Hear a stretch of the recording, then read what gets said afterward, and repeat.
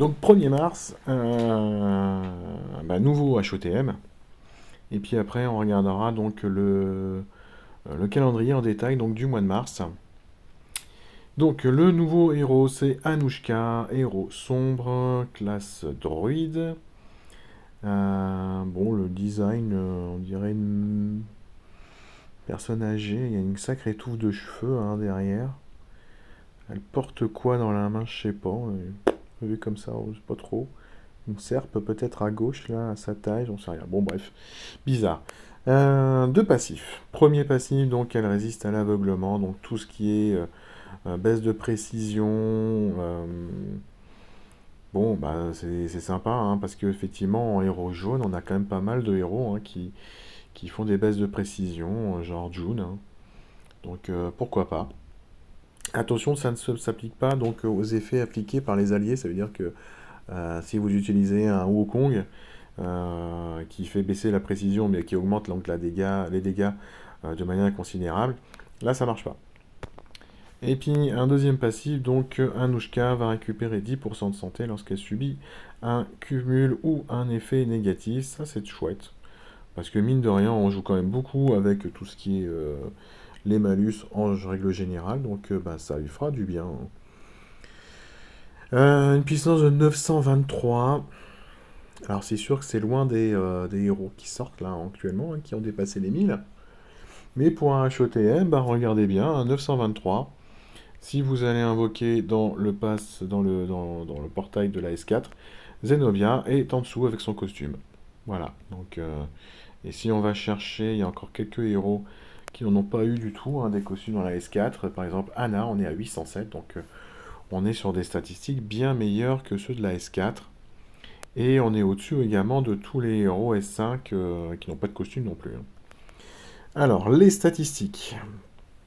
861 d'attaque, c'est effectivement très en dessous des standards. 943 de défense, on est pas mal. 1664 points de vie, pas mal non plus. Donc on est un héros qui, de base, est plutôt orienté défense, de par ses statistiques. Et on va voir que elle est effectivement dans ce rôle pas du tout d'attaquante. Hein.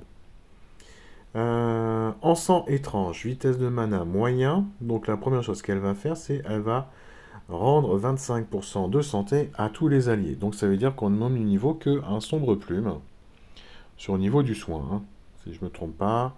Voilà, 25% aussi. En mana moyen également. Ensuite, la comparaison s'arrête là. Hein. Ensuite, elle va aller voler tous les bonus dissipables de la cible. Donc vous allez choisir un héros en face. En espérant que ce héros donc, que vous allez choisir va en avoir effectivement beaucoup. Et elle va les octroyer aléatoirement aux alliés. Donc si la cible a un bonus, elle va voler un bonus. Et donc elle va le donner à un allié. Si la cible a beaucoup de bonus, ça sera plus intéressant.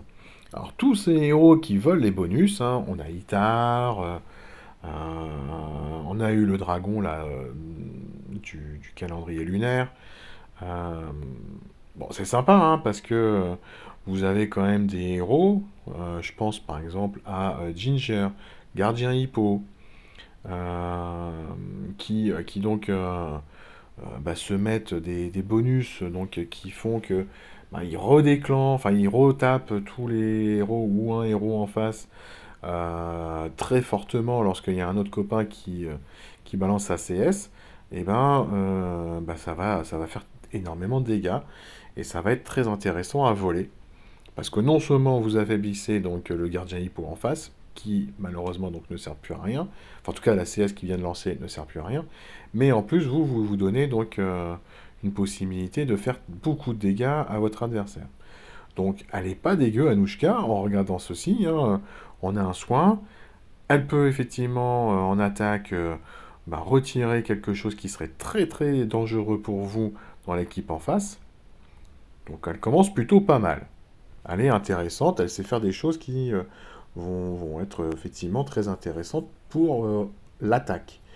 Pour la défense, bon, restaurer 25% de santé, oui, pourquoi pas. C'est pas un énorme soin. Ça va pas éliminer des démons que votre team aurait. Mais bon, bah, c'est toujours ça de prix. Par contre, en défense, si elle va cibler quelqu'un dans la team en face qui n'a strictement aucun bonus, bah déjà la deuxième ligne elle est foutue. Donc moi je la vois pas déjà du tout en défense si je regarde juste les deux premières lignes. En attaque, elle peut avoir son intérêt. Ensuite, la cible s'endort. Bon, ok, pourquoi pas, hein, comme ça au moins vous êtes sûr qu'elle ne pourra pas redéclencher une CS tout de suite. Donc je prends toujours l'exemple de Gardien Hippo.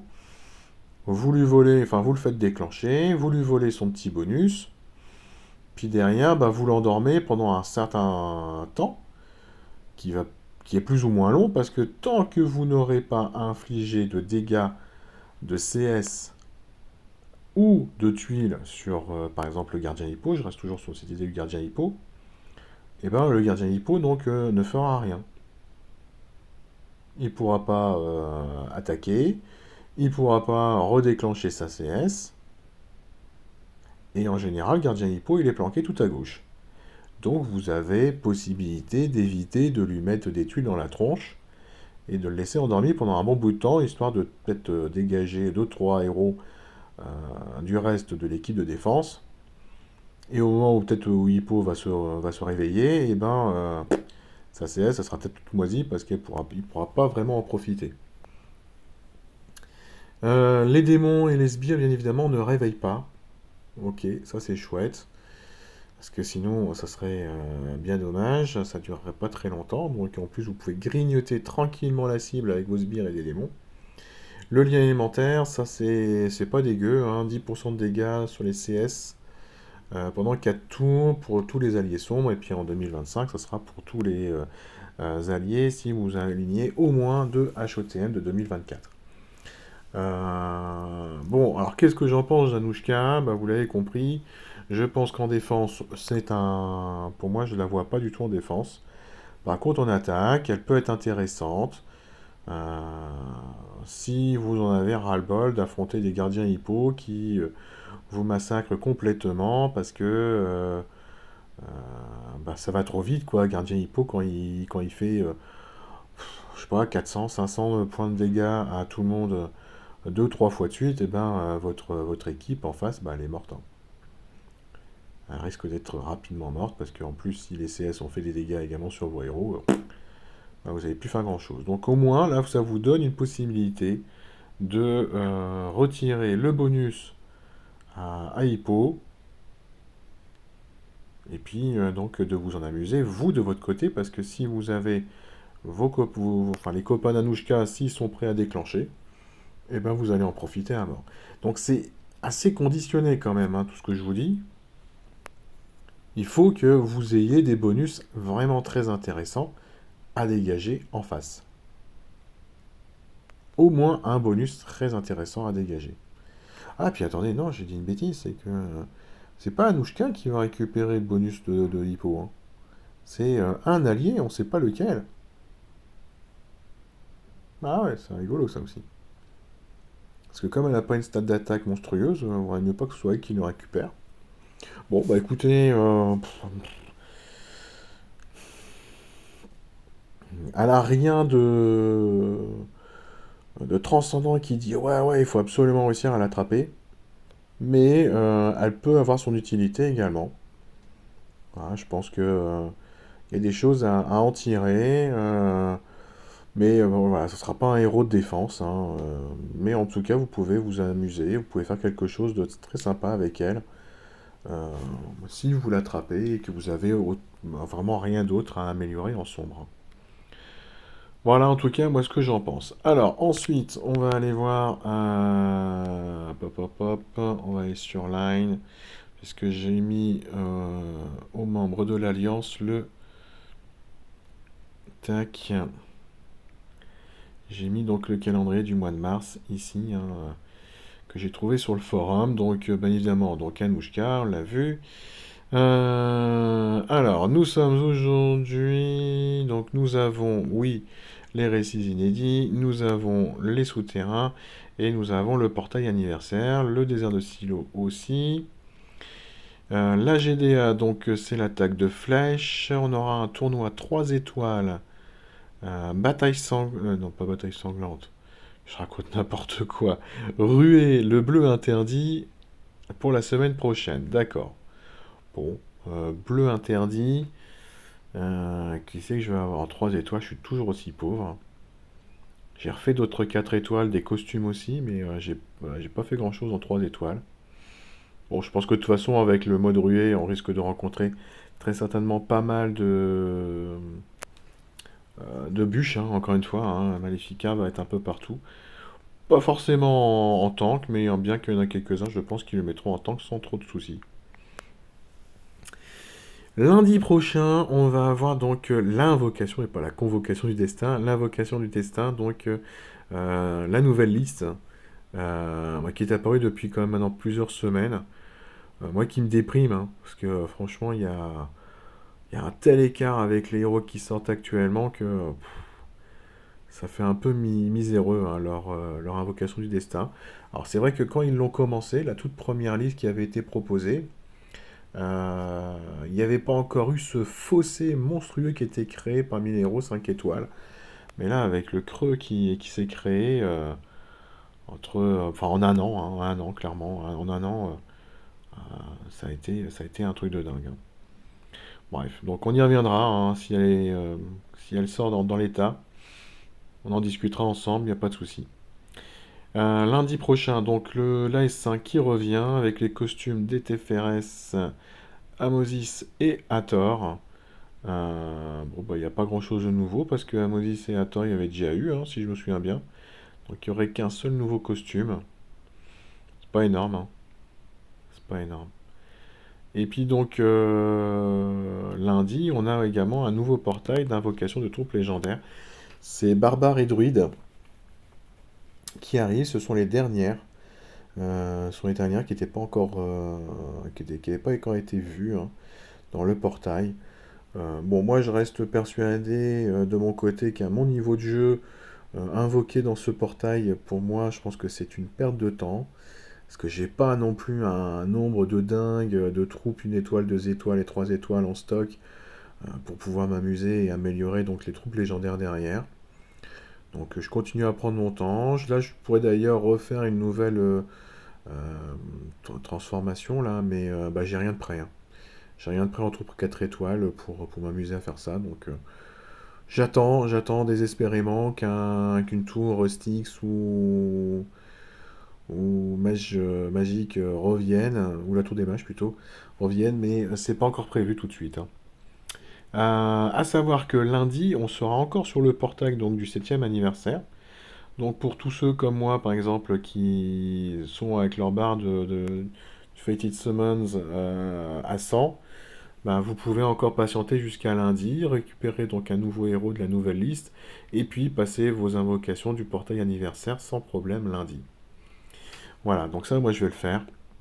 Mardi, on aura la phase d'inscription à la nouvelle Ligue des Héros. On en a déjà parlé. Hein, donc, ce sont les familles du challenge, enfin, du festival des défis 1 euh, qui seront à l'honneur. Et puis donc là, visiblement, on a aussi donc les classes hein, qui sont proposées. Donc les premières classes qui auront des bonus, ce sont les sorciers, non pas les sorciers, ecclésiastiques et barbares. Ensuite, le deuxième semestre serait moine et sorcier, ensuite voyou et ranger, pour terminer par les paladins et les magiciens.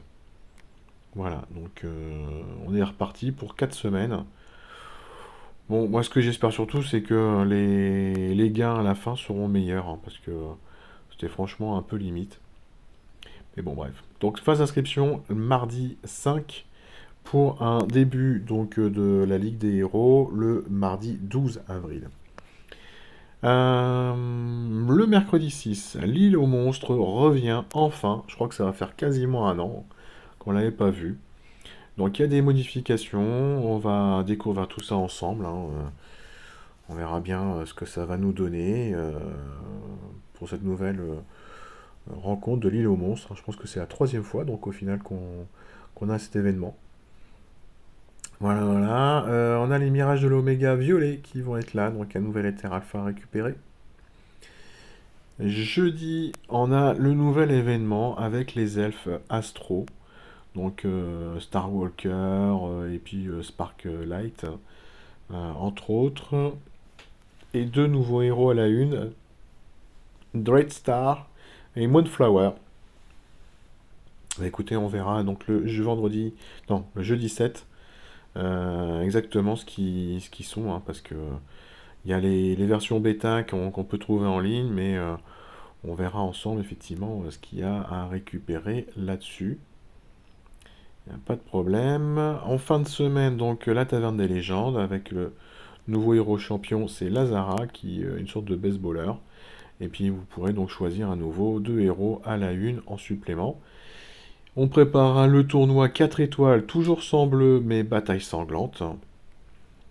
Ça, c'est plus sympa pour moi. Le lundi 11, on aura la chambre des costumes et le farming de l'Atlantis. Alors, dans la chambre des costumes, le costume Toon de Aslar et le costume Toon de Domitia. Donc, un nouveau costume Toon 5 étoiles, c'est Domitia sûr. Est-ce qu'il y en aura d'autres en 5, en 4 ou en 3 étoiles? Pour le moment, il n'y a pas l'info sur cette version du calendrier. Elle devait être sur le détail, mais là, je ne l'ai pas en tête.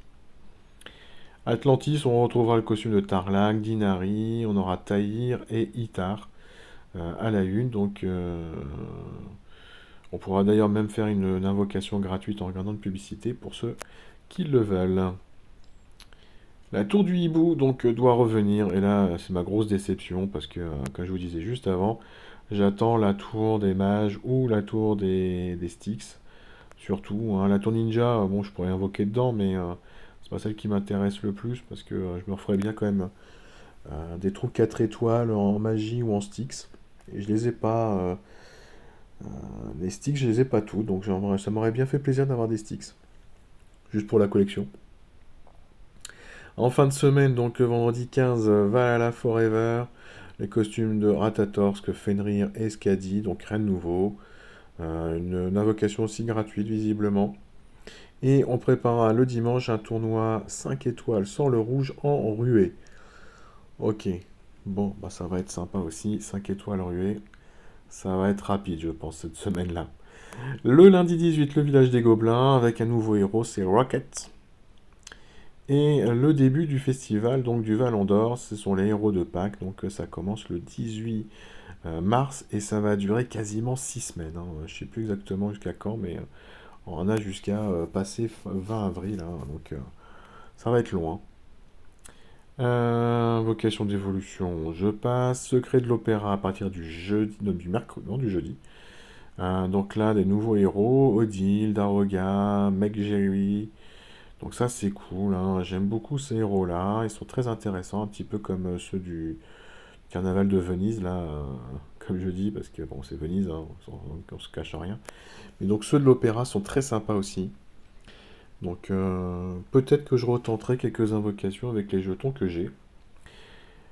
Un nouveau tournoi 5 étoiles, jaune interdit, booster de bonus, donc les héros sombres à la une.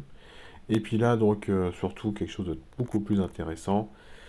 Le dimanche 24, on aura le portail de l'échange d'âmes qui va être présent, qui va nous être proposé. Et donc ça, c'est cool parce que bah, j'ai quand même deux camps 20, moi, qui tournent, hein. J'ai encore quelques héros 5 étoiles en doublon dans mon deck.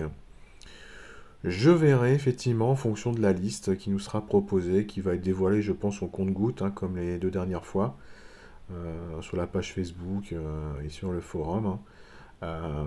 Je verrai bien s'il y a quelque chose qui m'intéresse et que j'irai chercher ou pas. On verra ça. Le lundi 25, le concours des éléments, Gastille en nouveau héros et Farah qui est excellente. Donc, bon, ben, joli portail, mais avec des statistiques, enfin des probas de tirage toujours aussi nuls, malheureusement. Donc, c'est ça qui est horrible, hein. On a tous des jetons, hein, à passer dans ce portail-là. Mais on se dit toujours, est-ce que je tente pas, est-ce que j'attends pas. Bref. À la fin du mois, donc les récits inédits qui reviennent. Persa, Forcis, Galapago à la une. Donc toujours rien de nouveau. Et là, c'est vrai que je trouve ça très dommage, hein, qu'ils ne nous proposent pas quelque chose de nouveau dans ce portail. Euh, bon, peut-être qu'il n'y a plus rien à faire en plus, mais au moins à ce moment-là, qui nous propose donc de débloquer le mode mortel des récits inédits, ça serait au moins sympa. Ça nous permettrait de récupérer des pièces et donc de pouvoir réinvoquer dans ce portail. Les tremblements du souterrain, le costume de Hulda.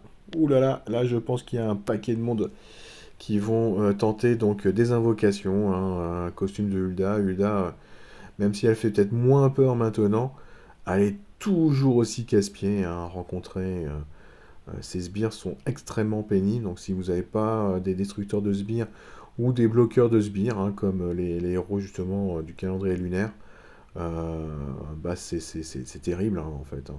Vraiment terrible de rencontrer une Hulda. Avec à nouveau une invocation gratuite. Un dernier tournoi 4 étoiles ruée. Et visiblement, toutes les couleurs seraient autorisées. Bon, ok, pourquoi pas. Et puis, c'est tout pour le mois de mars, parce qu'on s'arrête le dimanche 31 mars. Donc, j'ai pas d'autres informations pour la suite. Voilà en tout cas, donc sur ce qui est prévu. Moi, j'invoquerai donc très certainement. euh, bon, bon, à la fin du mois pour le tremblement du souterrain, parce que si je peux choper Hulda avec les quelques pièces que j'aurai d'ici là, je tenterai. Le secret de l'opéra, je pense que je tenterai quelques jetons dedans. Les elfes astro, je ne pense pas, parce que je vais attendre qu'ils sortent un peu plus de héros dans le portail, histoire de voir ce qui est plus intéressant, moins intéressant. Enfin, encore qu'ils seront tous intéressants dès le départ, hein. Ils auront des stats de fous furieux, comme les gobelins, hein, par exemple. Et puis après, je sais pas en fait. Très honnêtement, la chambre des costumes, je me tâte aussi, hein, à essayer donc de récupérer des costumes Toon. En attendant, j'économise, hein, toutes les clés que je récupère. Bon, bref, on verra en tout cas. Mes prochaines invocations pour moi, en tout cas, c'est lundi prochain. Donc, je les filmerai. J'espère avoir quelque chose de très très sympa à la fin donc, de ce x30. Donc, vous verrez ça avec moi directement à ce moment-là. Bref, allez, sur ce, je vous laisse. Je vous souhaite donc une très très bonne fin de journée. Et puis, bah, je vais enchaîner avec le tournoi.